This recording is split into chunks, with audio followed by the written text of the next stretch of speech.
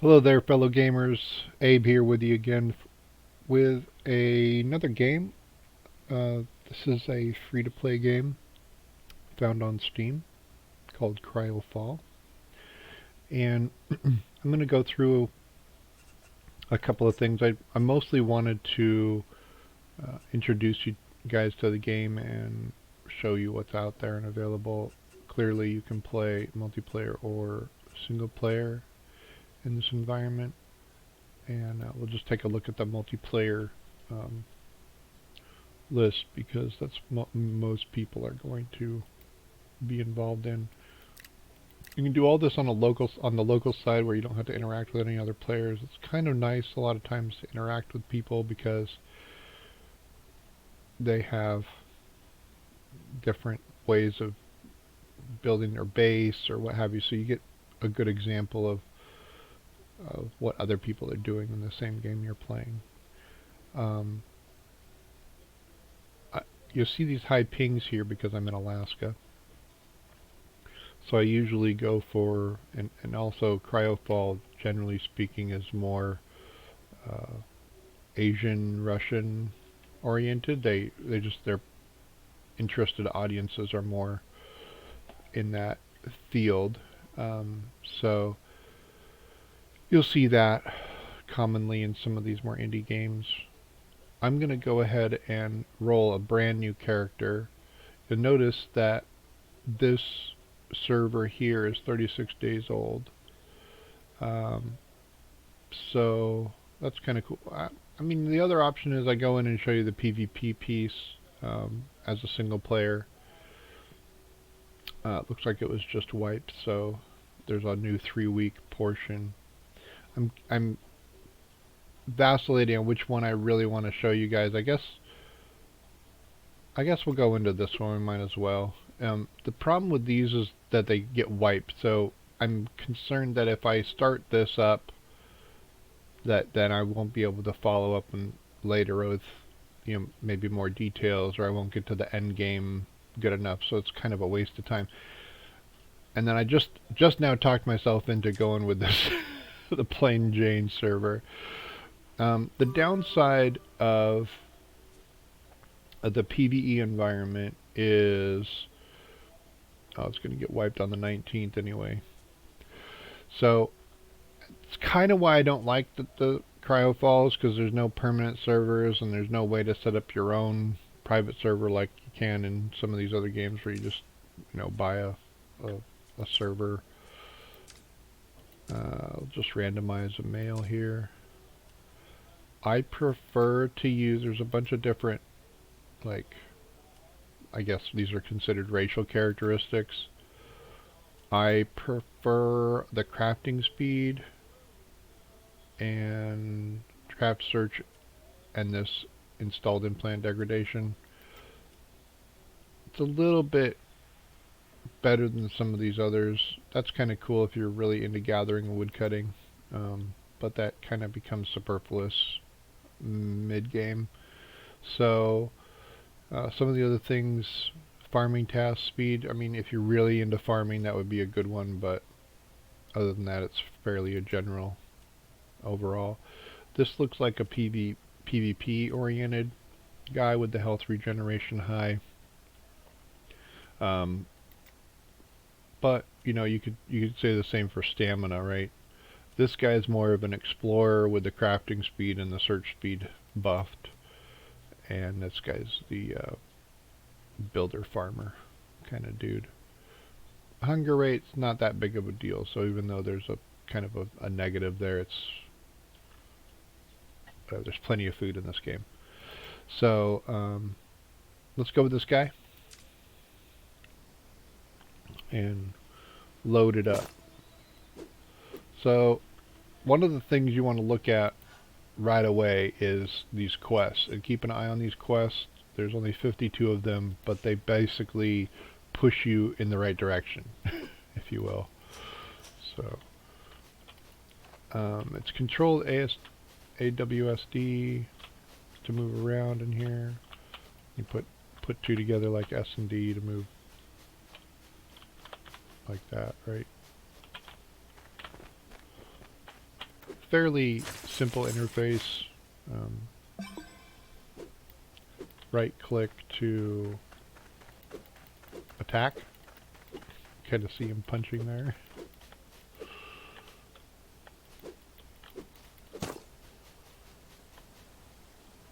Clearly I need a tool.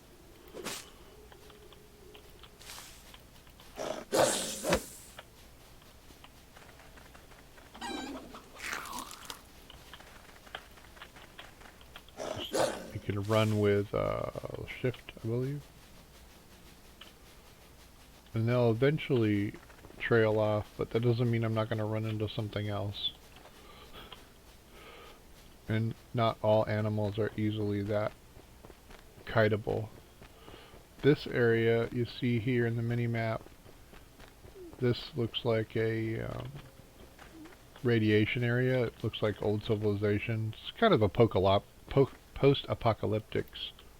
Hi, I know how to talk. Post-apocalyptic scenario where, you know, the end of the world has come and there's all these mutated forms of this, that, the other thing. So there's a good mixture of aliens and animals in here. The aliens are more the higher level guys, with the animals being the general population of the server, like this turtle here. Let's go into some crafting. This is the crafting panel. Fairly simple, straightforward crafting. Nothing really exotic about it. I'll show you more as we go through this. I'm trying to basically get my first little tools sorted, which is difficult in complete darkness. Ah, there's a stone. And then some more fibers. Looks like a coffee bush. Yep.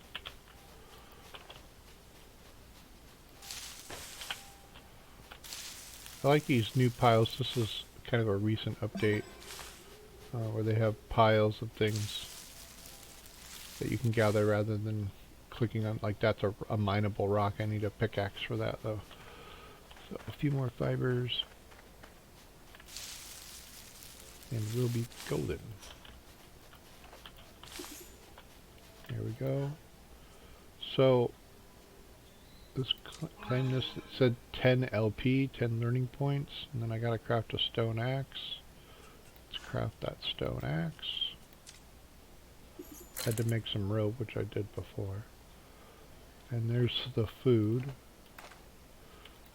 So I just pressed Alt and you can consume food. If you press Alt, you can consume with a right click, or with a left click rather. Anything that's in your under your mouse. This is a green herb, so it does a little bit of healing. It's probably your first little healing thing, and you make pretty much all other healing pieces out of that. So again, 10 LP, claim that, go chop down a tree. Tab opens your inventory. I don't ever use a torch, so it usually gets tossed. But sometimes it's useful. There's no caves or anything, it's just, I'll show you what a torch does. When you have the torch out, oh, I can see the ground, and I can see enemies. What concept. Problem with the torch is that it runs out and it's occupying a space in your hand, so in order to cut down trees, I have to remove the torch, kind of whatever. There's a lot of different lighting and crafting potentials in this game, so eventually you'll get an option, for instance, to have a miner helmet or a leather helmet with a lantern built into it, and those will give you some hands-free light sources. And of course they do require fuel or something else. Okay, chop down the tree. What else do I gotta do? I gotta craft a toolbox and a stone pickaxe. Alright. Can't do the pickaxe yet. Looks like I need more rope. There's the pickaxe. What does the toolbox need? The toolbox needs twigs, stone, and rope. Okay, so we're going to take the pickaxe and we're going to go mine some stone. Hi. I'm used to moving in other games with my mouse, so.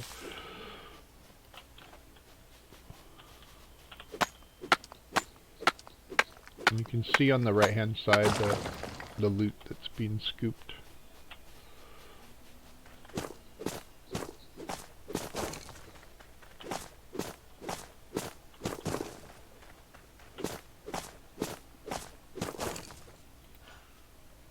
And that, and then see if we have enough to craft. Excuse me, this. Looks like it. Okay. So we're almost ready to kind of start our first little bit of lag there. You notice if I use the wrong tool on the resource that's not intended to harvest, it does do a little bit of damage, right? You see that green bar shrinking a little bit, but certainly not as much as this does. So if you use the right tool, you get the proper amount, and also it damages the tool if you're not using it on the right thing.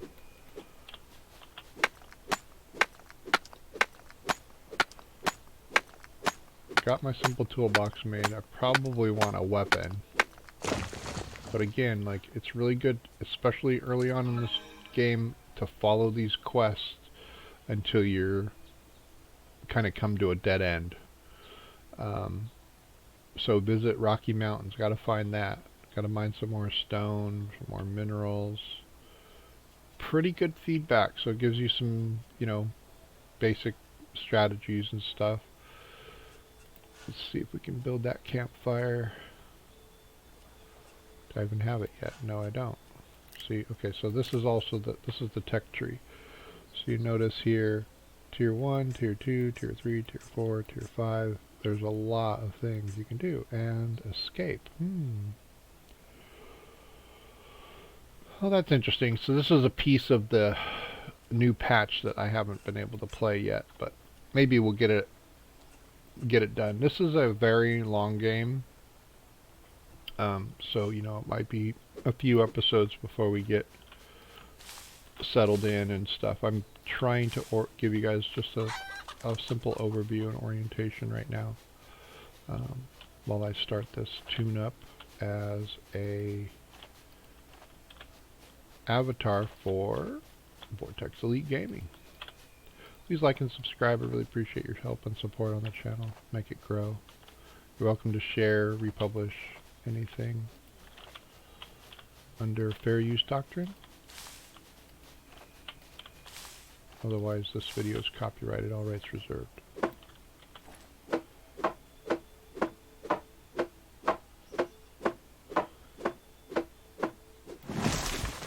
Now that tree, you notice, gives me rubber. So this tree is different than these other two types of trees that just give wood. Now this is also, the trees are relative to the biome. So you see this green out here, it's kind of the grassland biome, right? Whereas this right here is a clay pit, clearly, right? Now these guys right here, this is early oil. So these are like oil fruit, I guess, in this game. But it's a way of giving you an early access to oil precursors, so you can make gasoline, mineral oil, and other things without actually having to go and mine it out of the ground. Very important to have stone and clay early on. And these clay pits are kind of spread throughout in various sizes and orientations. They usually always have monsters in them. Some of the meaner monsters also. Not little chickens like this.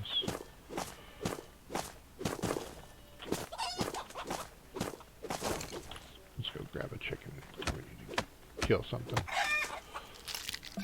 Pretty easy monster, clearly. Most monsters will run away from you unless they're aggressive monsters. And another little trick is if you want to... Usually monsters will stop following you after you've gone out of their line of sight. And anytime you transition through these barriers, you're kind of changing your line of sight factor. Hi. Oh, a little bit of lag again.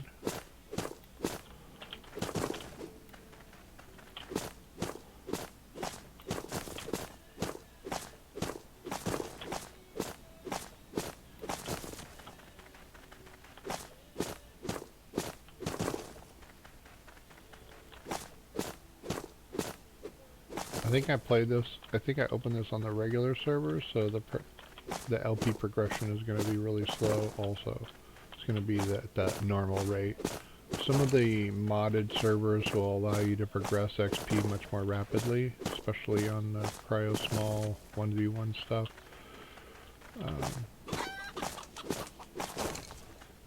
The CryoSmall servers are an option for single player to get used to the game, to get familiar with PvP mechanics, and also I've played it a lot just to kind of buzz through some of this early stuff. He hurt me, didn't he? I think I better run. Uh-oh. Uh-oh. They usually lose sight if I transition. See how he stopped right there? But he still had line of sight. If he has line of sight over the transition, he'll still follow you. But other than that, you can avoid him.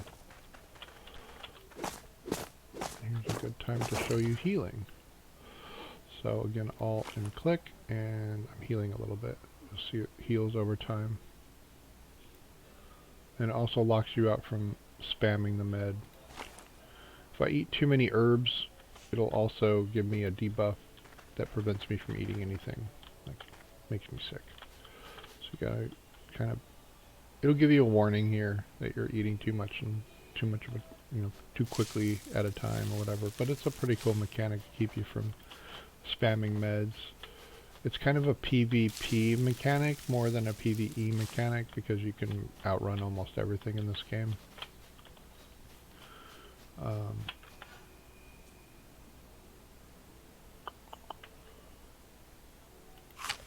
to eat just a little bit. I wanted to show you guys.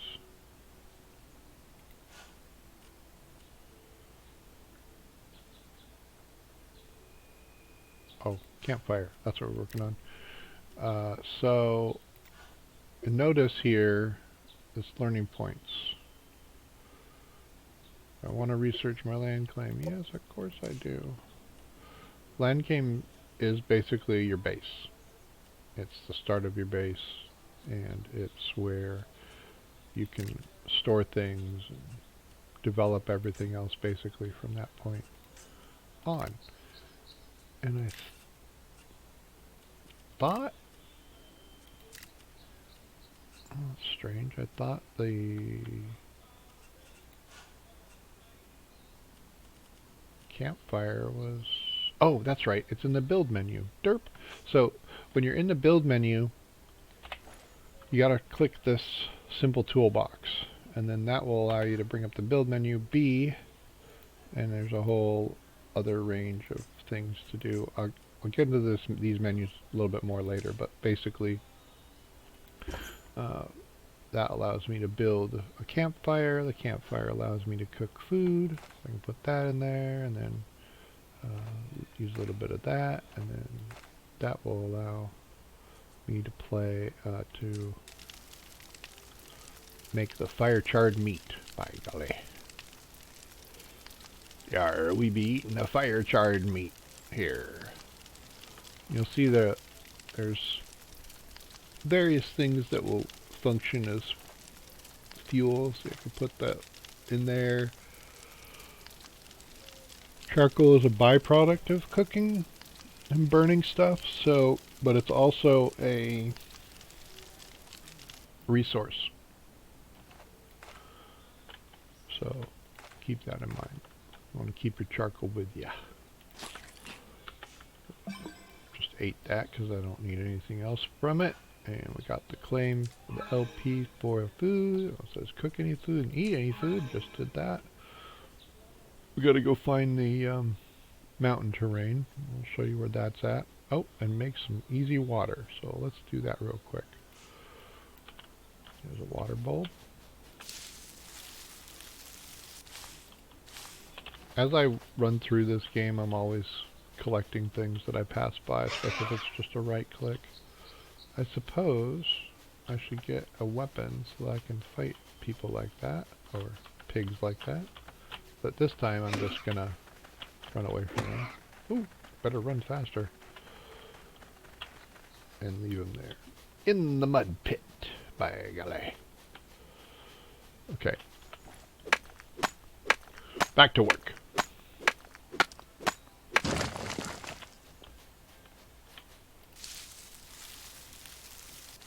So I've harvested a couple of these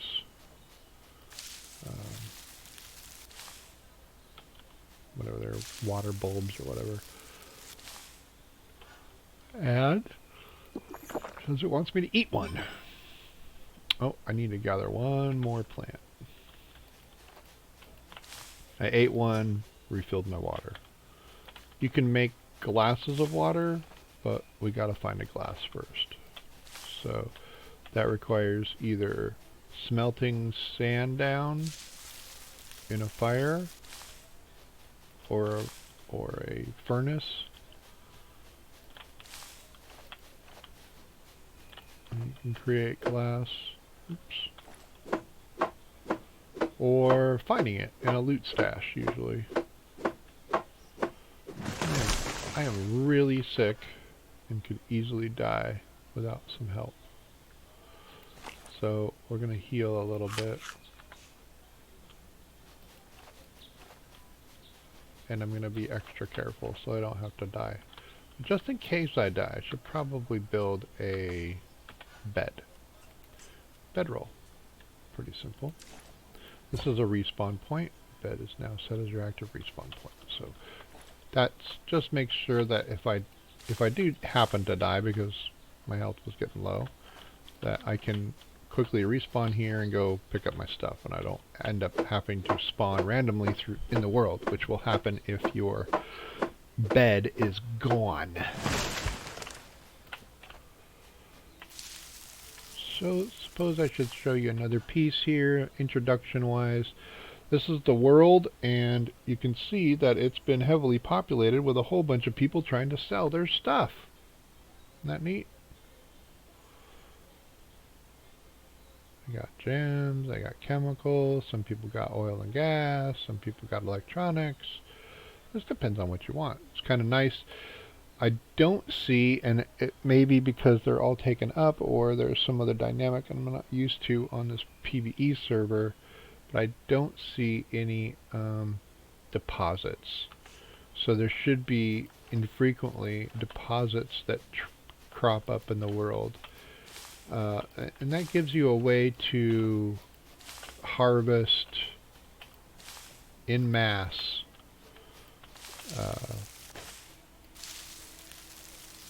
some of these base we can look at. Gives you a way to harvest in mass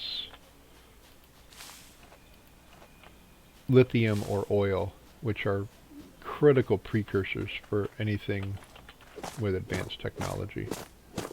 You need lots of gas and mineral oil. Actually more mineral oil than gas, I'm finding. So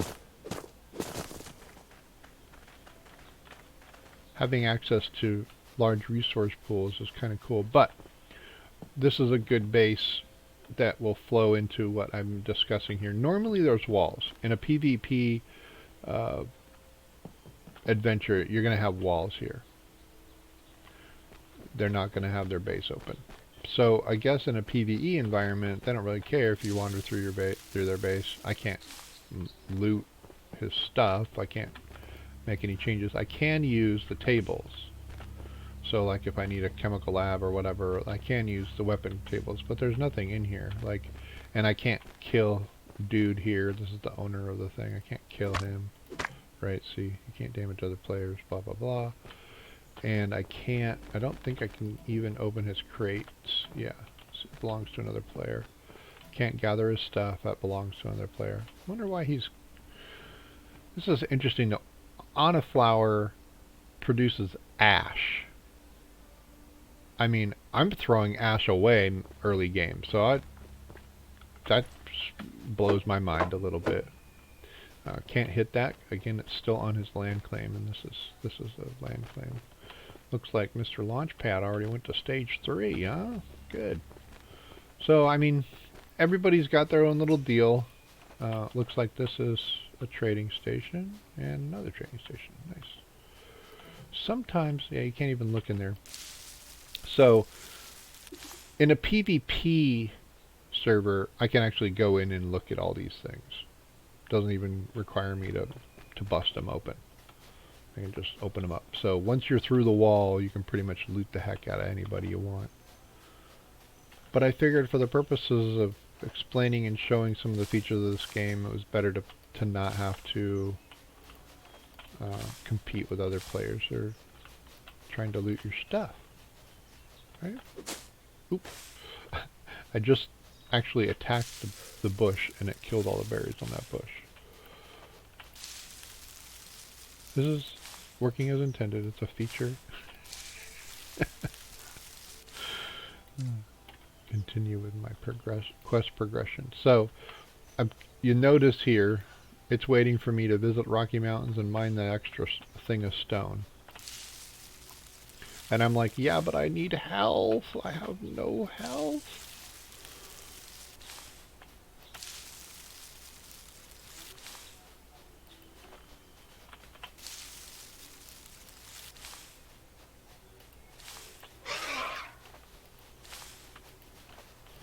Guess I got too close to homie.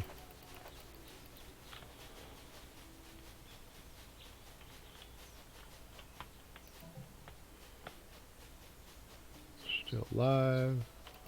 That's still alive. Can't hit that. See if I can mine this. So, see if I can show you the footprint. There's a footprint around these land claims. And I believe I can show it to you if I have it there. Maybe in there. Yeah, there we go. So there we have kind of an example of what the footprint looks like. So this land claim says, hey, I'm claimed up to this point. But this space here is where the land claim can expand to if you upgrade this terminal. So there's certain ways to upgrade that, and I'll go into that later, but just wanted to show you how that's featured out there. I noticed I still haven't gotten a weapon. Could be dangerous running around here with no weapon. So what do I got for weaponry? A stone knife. Let's make a stone knife. Might be worth something. Might be worth it to have a stone knife handy, right? Okay, the other thing I can do is I've accumulated a little bit of LP, right? So I can kind of go in here and go, I wonder what else I can work on. Keys, I mean, workbenches and and the furnace are going to be like absolutely need them, right? Here is opening the iron tools. I got 63 left. I don't really need the mace, and I don't really need now the crowbar. I notice is actually part of the quest line eventually, so I'll probably pick that up anyway. With glassware, that allows me to make the bottles. I don't need paper, and I don't need the oil lamp yet, so we're good there. I don't need to make walls, but I do need to make a door, and I probably need a water collector to make things a little bit easier for me. So let's at least open the water collector up.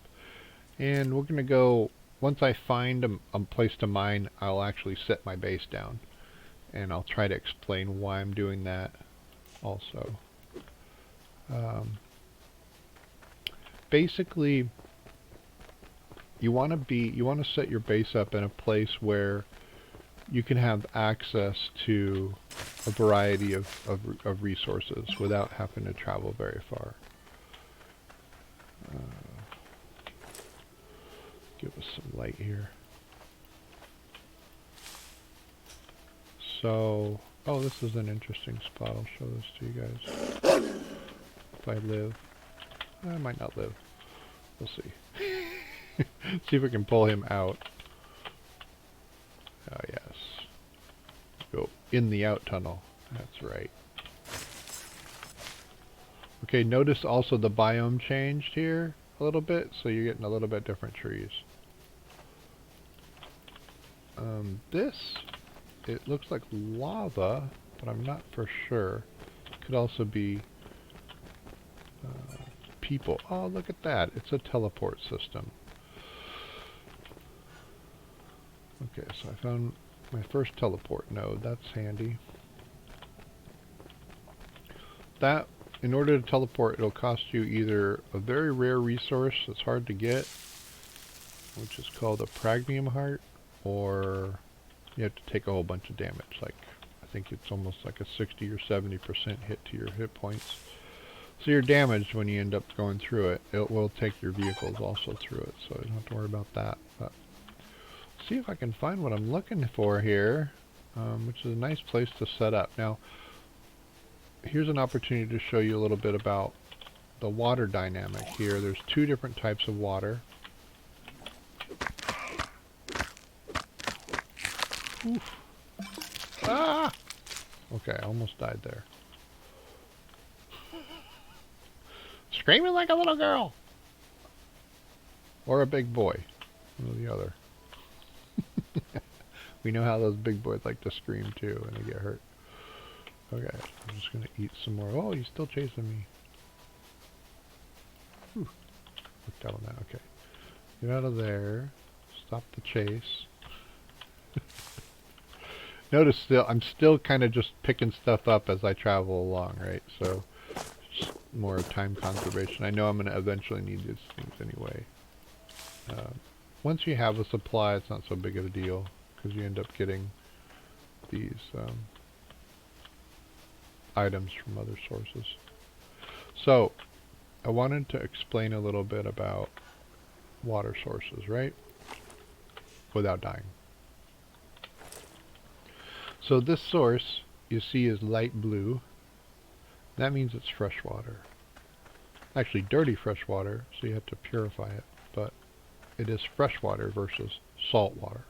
Salt water is a deeper, darker blue. And so you can tell that this is fresh water. The other way you can tell this is fresh water is that it has these sugar cane next to it. And of course, with most sand, there's sand. Sand makes glass, so you might as well grab some. It also makes some of the more advanced building materials like concrete and things. So it's always useful to have. Sand is also a precursor for many a variety of different items. For instance, it makes flux. So potassium nitrate, which is usually a piece of gunpowder, combined with sand, makes flux. And you need flux in order to convert iron into steel. So you can tell just by that simple description that there's a scaled skill set. You know, one thing leads to the next. The more advanced the component is, the more stuff it requires, or what have you. And as I go around this lake, I'm noticing, hey, on the other side, there's that mountainous stuff that I've been looking for.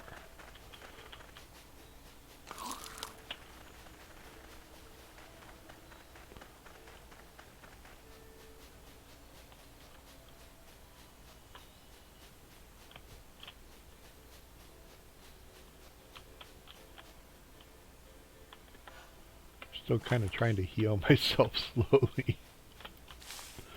I don't have medical yet.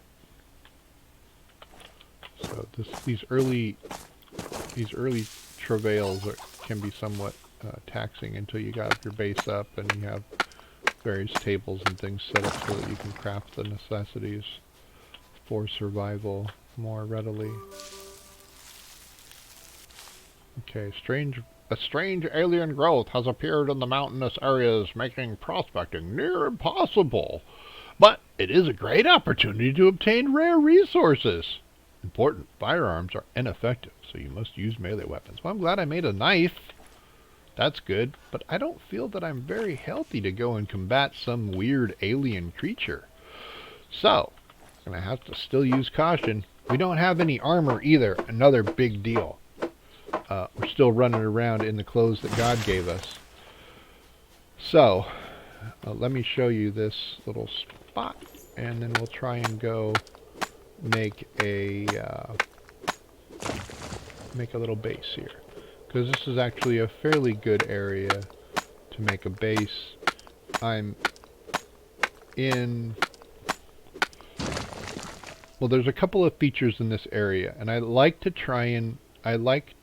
find a triangle of sorts. Oh, there's one of those alien creatures I was just talking about. Oh, this is sulfur. Definitely need sulfur. We need copper, and we need iron. This is copper.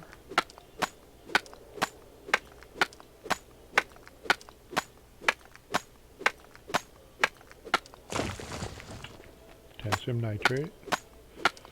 So you need charcoal, potassium nitrate, and sulfur to make saltpeter or gunpowder. And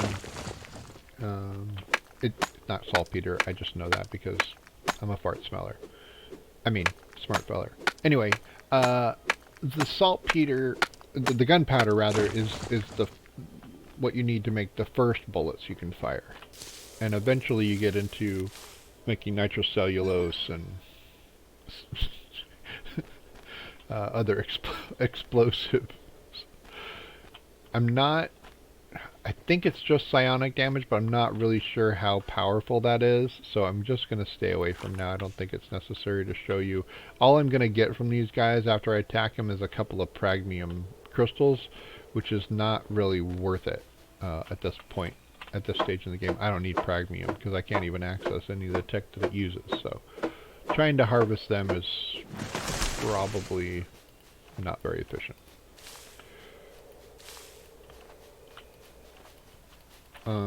You can make these mushrooms have different effects, so there's a lot of different foods you see down here. One mushroom does one thing, one mushroom does another. I'll show you that really quickly here in inventory. One of the things though with mushrooms is that you kind of healing and eating and stuff. That one gives a little bit of food, and that one gives you some food but nausea and toxin. So these ones are poisonous, but funny enough, they're actually used in the main healing salve, the first early healing salve that we have access to. So gathering mushrooms, when you cook them in the fire, you can eat them, no problem. So same with some other foodstuffs. It's, it gives you a little bit of sustenance, natural if you just gather it, but then if you cook it or combine it into some of the recipes, it's much more delivers a much greater benefit. So remember I was saying I like to kind of triangle things. So we have clay over here, we have pretty much all of the stone items, stone and other, like this is going to have stone and potassium nitrate, sulfur, iron, and copper in it, these areas of mountain terrain. This is always going to have clay in it, these I guess you'd call it dark brown or light brown areas are clay. And then there's another area which we haven't run into yet that's lithium. And there's a variety of biomes I haven't explored either. We'll look at those as we come across them. Certain biomes also have a predisposition to provide you with lithium or oil, depending on which biome it is. So, although deposits will provide you with a good push, you can really set up those lithium or oil extractors wherever you want, and as long as it's running, it'll pull resource. It's just the rate at which it pulls it, really. So this guy actually has a really good setup here. It's kind of right between the mud and the stone, right? Hasn't done very much with his base, but it gives you an example. He also put walls up, which suggests to me he hasn't really played PvE much. He played more PvP. Because most of the PvE players, you know, they clearly don't even care about walls. Because you can't do anything anyway. So why focus on the walls? It's just a waste of time. It kind of is a waste of time, it kind of isn't. And I'll try to explain why it is not a waste of time as succinctly as possible. Basically, it's not a waste of time because as you build walls, you'll gain LP. So, you know, the more stuff you create, the more LP, the learning points you're going to get to tier yourself up in these things. Because as you get up into this, like, just to research this, I need to have 50 LP. So it goes from 10 per thing, like to learn how to build a wall or a door or whatever, right? It's costing me 10 LP. Go up a tier, and all of a sudden everything's costing me 20. And then to open that research tree, I need 50. So it gets even more demanding. Open this tree up, I need 100, and that's for every tree. So I need 100 for that one, I need 100 for industry, I need 100 for defense. And just going through those really quick, you can see there's a plethora of things that you can work on and invest in. Xenogeology is the lithium and oil extractors. Vehicles are like this hoverboard allows you to move around, and this vehicle bay that's also used for these vehicles, which is the skipper and the mantle. And those are kind of combat vehicles, good for killing the more meaty mobs. Energy weapons are meh, kind of nice because you use energy banks, battery banks that you recharge at a charging station versus ammo. So with ammo weapons, with regular weapons, you need, with these guys, you need this stuff. You know, you need incendiary grenades and 50 cal ammo and 300 ammo, etc. Because that's what these guns use, right? But with energy weapons, you're using these high-tech components and power cells in order to give yourself a battery. I like the energy weapons a little bit better than the bullets, mostly because I don't constantly have to keep searching for all of the subcomponents for the bullets. Also, I'm used to playing in the PvP servers, so a lot of times I'm focused on my capacity to generate raiding materials, which is mostly bombs. So you can penetrate walls, and so a lot of the things that would be turned into bullets, the precursors that would be turned into bullets, like whatever it is.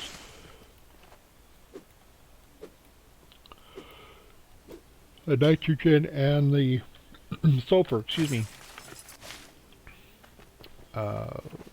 They would normally be used for making the bullets. Well, in order to make a primitive bomb, I need 250 gunpowder. So in order to make one bullet, I need, or make 20 bullets, I guess, or 10 bullets, I need 10 gunpowder. So it kind of gives you that a range of potentials, and you're like given a choice. Okay, do I want to use the precursor for this purpose, or do I want to use it for that? On a PvE server, it seems like everything is geared toward getting that launch vehicle off. That's the win state of the game, is if you can, before the server wipes, you can build up a base and collect enough resources and get your spaceship off the planet. Seems reasonable.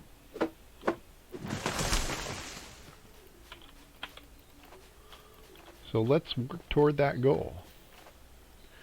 Now we were going to set up a little base, and where I wanted to set it up, dude has kind of taken it, and I don't have enough room in this corner to set up what I want, because the roads interfere with the where the base can settle. So I'm going to look around a little bit more and see where I want to put this baby. While gathering. Because I'm going to need everything. For the most part. If it's not building materials, it'll be fuel. If it's not fuel, it'll be ammunition. If it's not ammunition, it'll get turned into something else.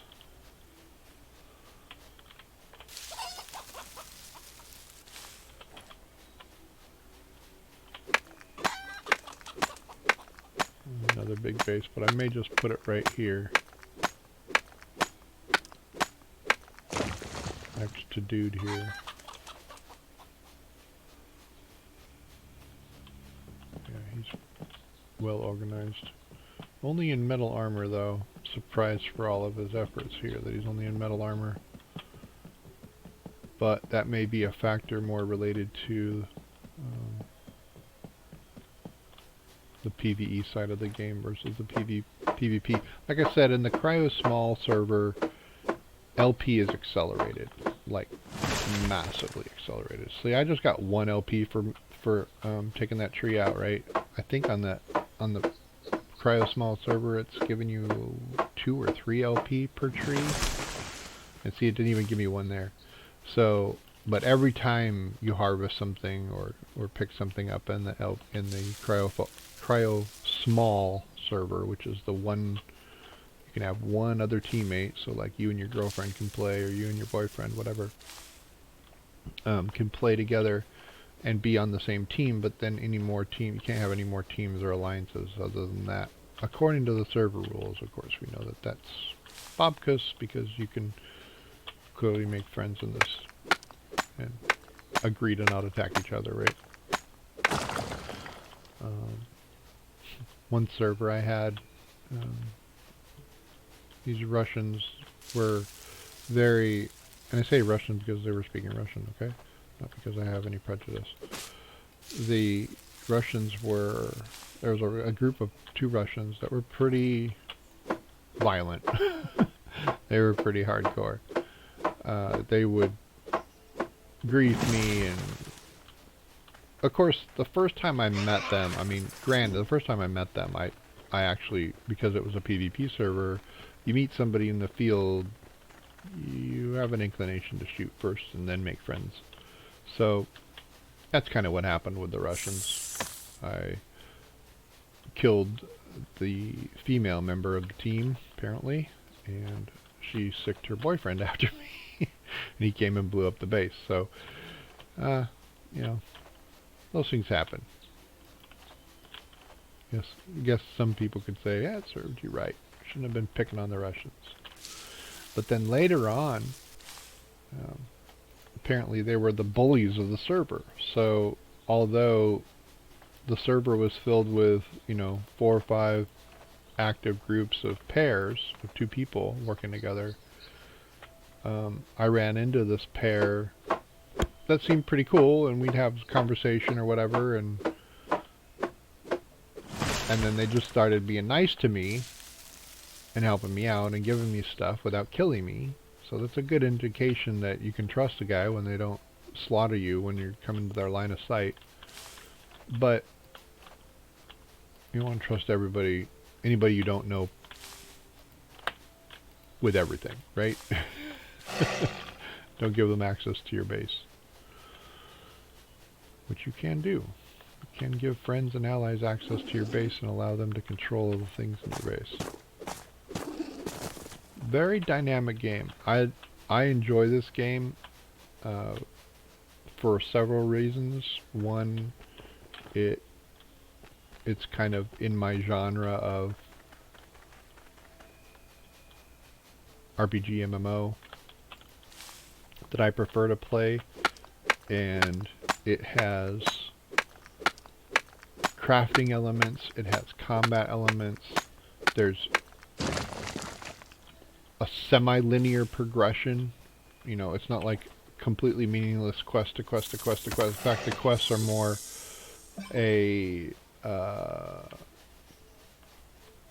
more of an orientation function than anything. They're not like, it's not absolutely critical that I go do this world event. And it's not absolutely critical that I craft a torch. You know, clearly I'm able to do things without following these quest lines. The quest line, the main quest line, this quest line, is, again, an orientation line. It's not like you have to do it in order to succeed or anything, or to get to the end game. You could pretty much do... You could do the whole game without doing a single quest, I believe. There might be some sort of lockout somewhere on down the line, but I haven't really run into one. Alternatively, because the quests are so simple, like, why not? I'm getting 10 LP for crafting that. Why wouldn't I? I built a bedroll already. Now it's saying, oh, time to build your base. I'm kind of preferring this little spot here because it's right next to the mountains, and then there's this other mountain spot. But I don't like how far it is from these clay pits. See, I'd have to walk all the way over here to get the clay, and then all the way back. So I'd rather have something that's in between mountains and clay, so I'm probably going to go look at this little area right here. Because then I still have access to the water when I need it. You won't need water as much as you will clay and stone for building your base. So, and of course I could be completely off because I'm used to building bases with walls. Walls first, walls everything. Because without the walls, you can be raided very easily.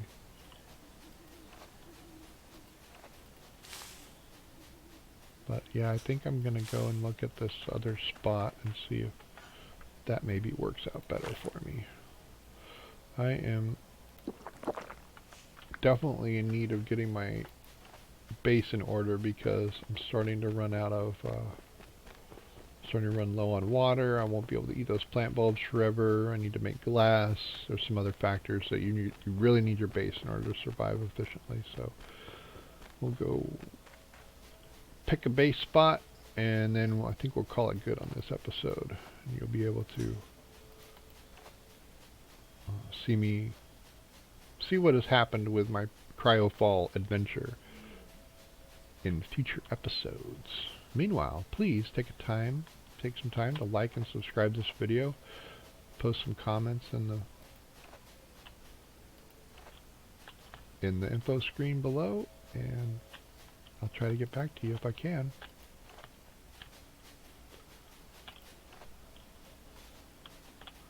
I like this spot. Kind of hard to see well, but it looks like a decent spot. There's not a lot of other bases in the area. I'm pretty close to the stone pit right there. So I think I'm going to go for it. We'll just make a little Mr. Base here. Land claim tier. Oh, I guess I need some wood. Good thing I've been harvesting wood. By golly. Look at that. Shoo! All kinds of wood. I don't know that I need that much wood.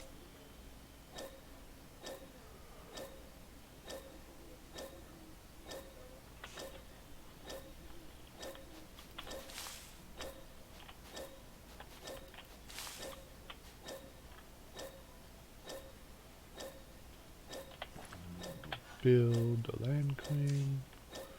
There's land claim where I want to set it, right? And you can see where it's doing some certain lockouts. Now, I want to show you what will happen if I'm too close to things that it won't allow me to build.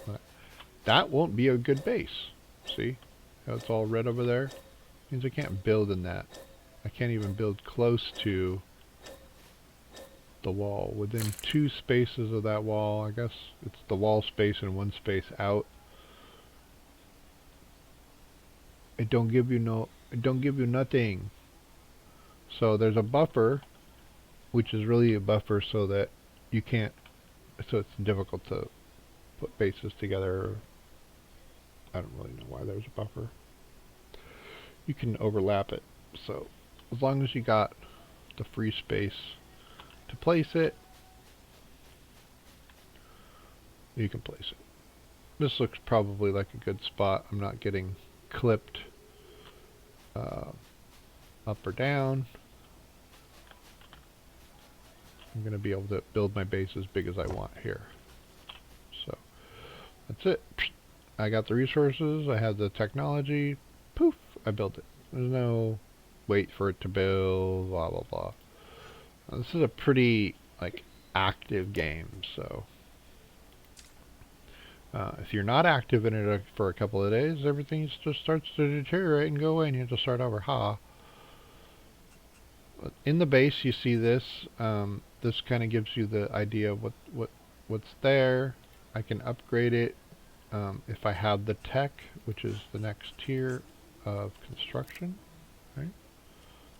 That's a land claim too. So once I have that tech, then I can upgrade it, and it costs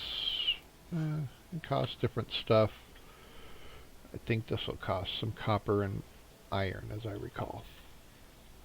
So, and as you upgrade to better facilities here, the better land claims, you get more durability, you get more area. See, this says area of 16 by 16 and structure points at 2,500. So that means that the land claim is going to be 2,500 hit points worth versus this 2,000. So just upgrading once really puts you to the next level, and it expands the area that you can actually have a footprint on. So, but now that we have this, let's go ahead and build the workbench.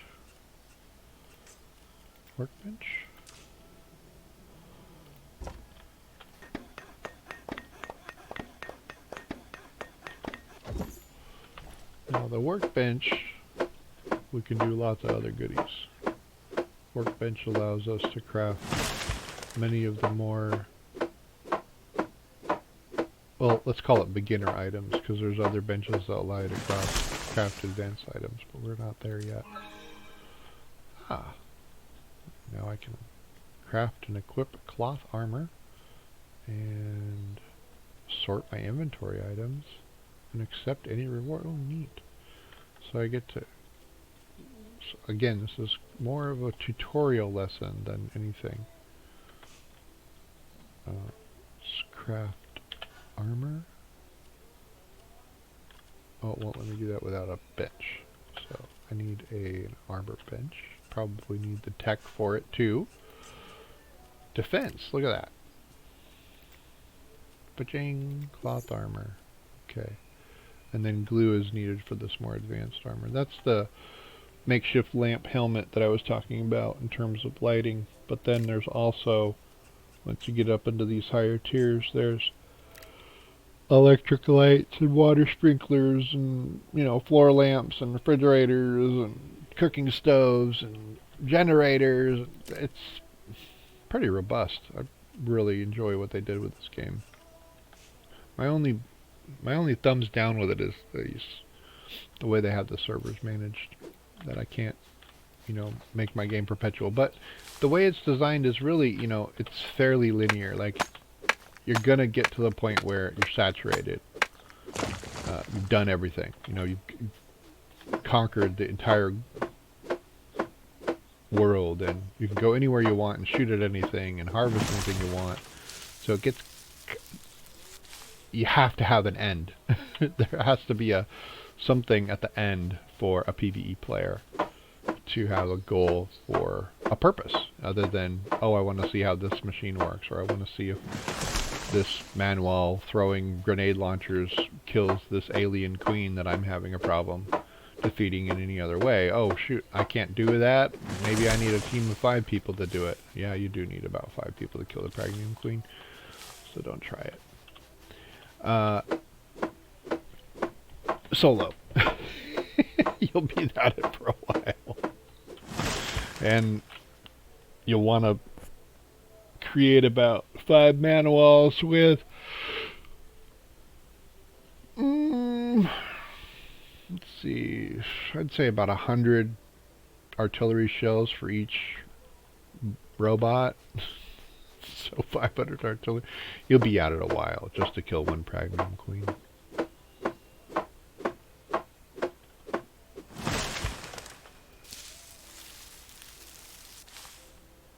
What else does it say? Okay, I gotta...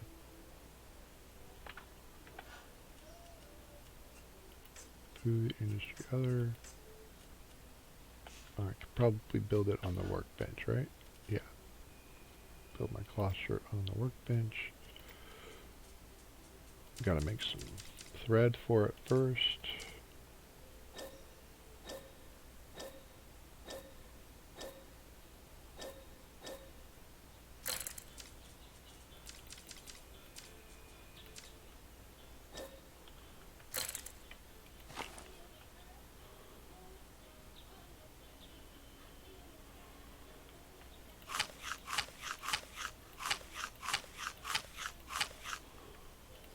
Mention these things because I need to keep my health up.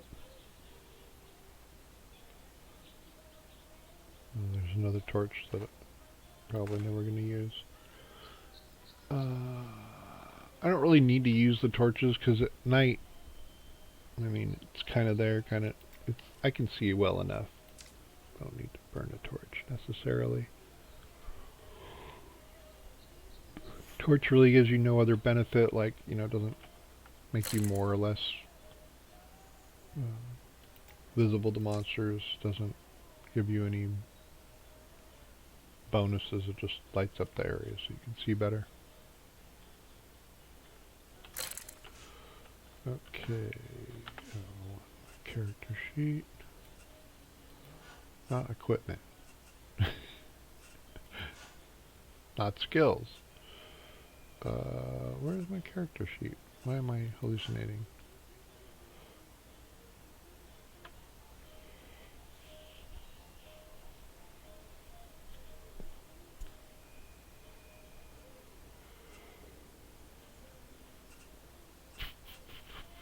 Well, we'll go ahead and grab these guys. This is just a little bit of LP for discovering these things, interacting with them. But it's nice early on to grab them because it's some simple LP. Now, oh, I just got a skill from learning. Woo! Because I'm learning so much. I'm learning things about myself I didn't even know. There's the black powder. Crossbow and flintlock and musket pistols.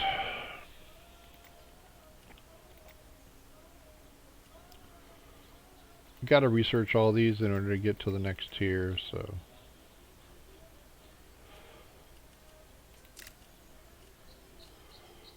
just burn into them anyway. I have the LP.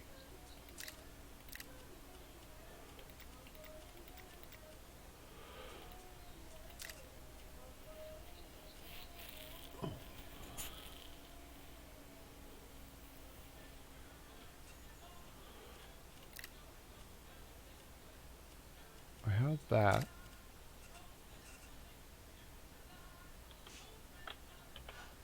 Ah, okay. Maybe I just wasn't paying enough attention. Well, it's gonna take more iron ingots, so I only have a couple that I found from stashes, so Oh, and that's weapon workbench, not the armor workbench. But I'll show you guys the way the furnace works. I was thinking of making another, making some of that more advanced armor, but I guess that actually all comes off of the workbench at this point.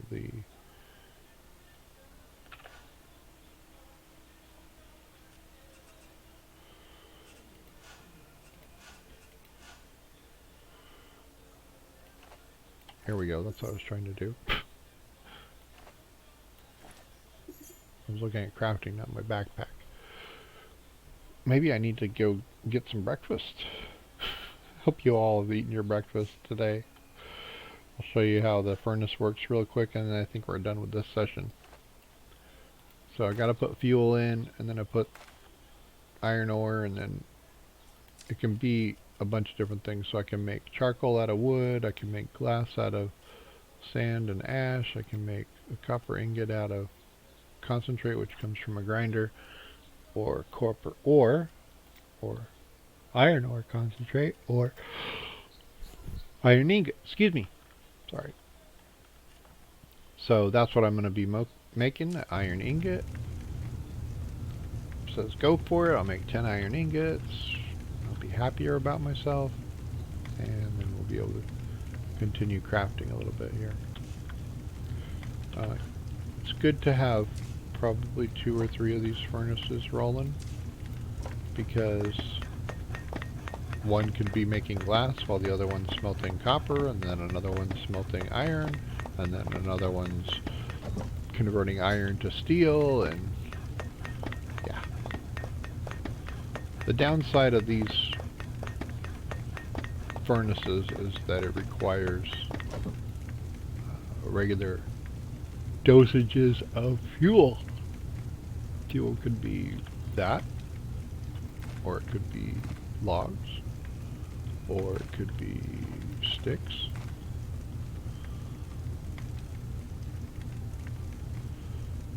And if you want to create things like concrete, well, like this will create, oh, I don't have the recipe for it, alright. But if I put, if I have the recipe for it, it'll put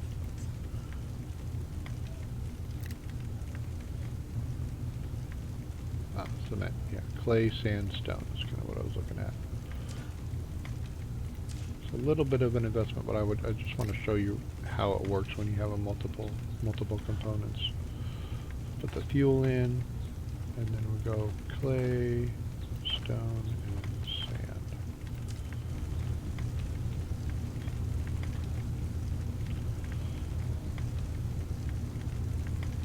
So you got to put whatever the recipe's calling for up here, and it'll convert it down here. But let's say I don't want to make cement, I want to make glass, right, out of the sand. So I switch it to glass and press select, and it switches over.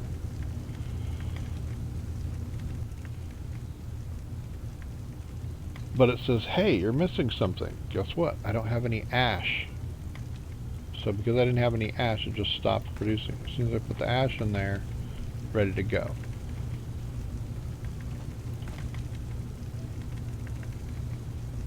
It should pop out of some raw glass. With 2 of those, we can create a jar.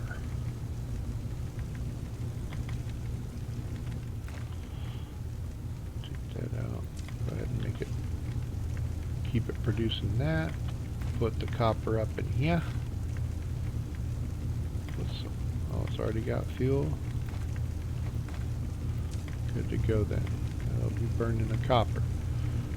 And then we got this glass. We can make a jar out of it. Out of 10 glass, we can make 1 jar.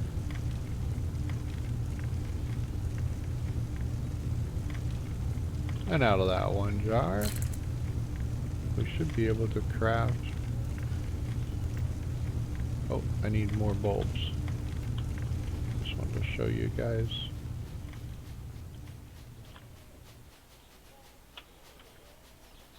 Here's the bulbs.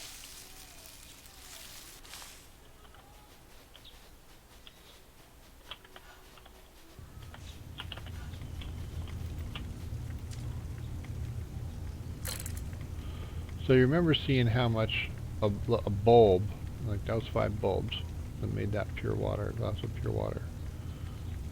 You've seen how much fluid those little bulbs give you. Well, this glass of water should pretty much bring me up. Yeah. So it's really handy to get to the water stage. And these are what I've shown you is the basic startup process for CryoFall. Again, you want to try to do these quests as fast as possible, or focus on them. Don't just let them sit around. It just wants me to relocate a structure, so I can do that. See that? Relocate. As long as I have this guy on, I'll get that menu. If I have something else on, I don't get the menu. I only get the interact. So with this, I have the relocate menu, and I can just move my... Oh, I don't really like that there. Oh, I need to move that over here. There. Okay. But as soon as you switch out, then you can only interact with them. Switch off to the building, and then you can relocate it where you want it to be. If I press the right button. But for 20 LP, okay, I'll do it. Now it wants me to build a wall and a wooden door. I do have those research, so I'll go ahead and do it. I need 40 wood planks and 20 stone.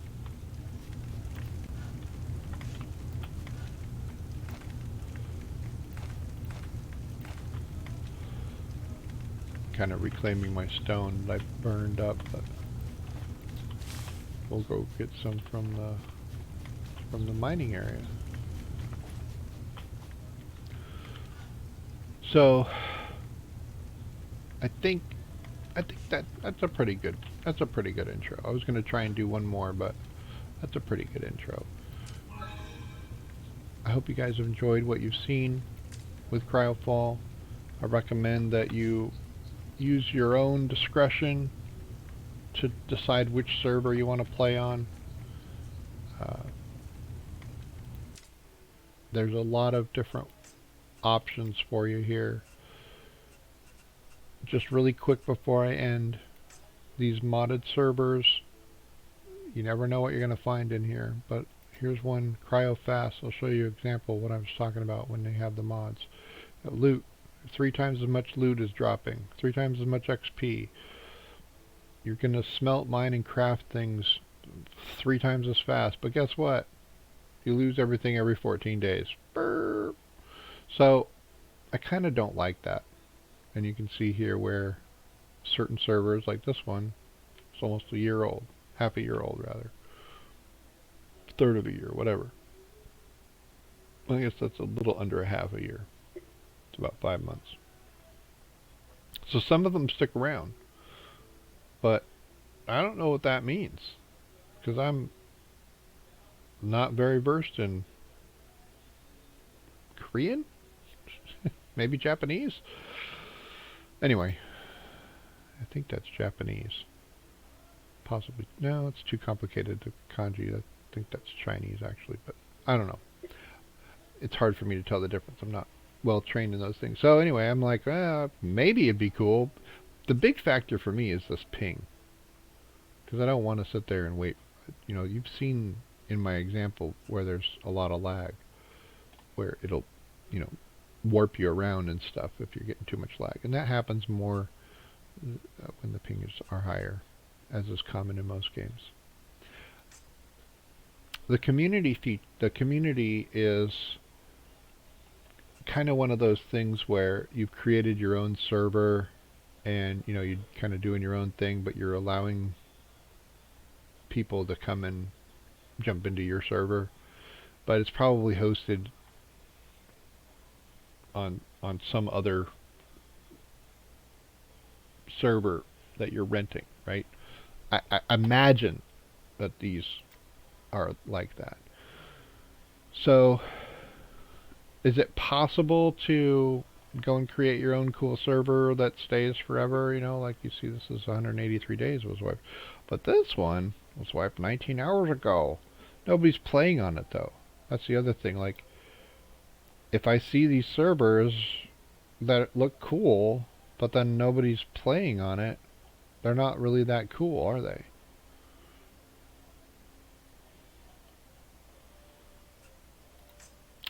So I try to stay in the featured channels. I know that these servers are going to be well cared for and consistent rules and consistent wipes, so it's just a little bit more reliable if you stay in the featured area. I think I mentioned early on that this doesn't seem to have customizable servers. I'm totally wrong about that. Definitely has customizable servers. So if you're interested in hosting your own CryoFall server, you need to get with your internet service provider or web host and see if they have the appropriate tools, back-end tools, to support serving this game. If you don't know what I'm talking about, don't worry. It's too complicated. You'll learn later. If you do know what I'm talking about, then I invite you guys to have fun, because this is a really cool game. Please like and subscribe. Appreciate you viewing my channel. Abe signing off here at Vortex Elite Gaming.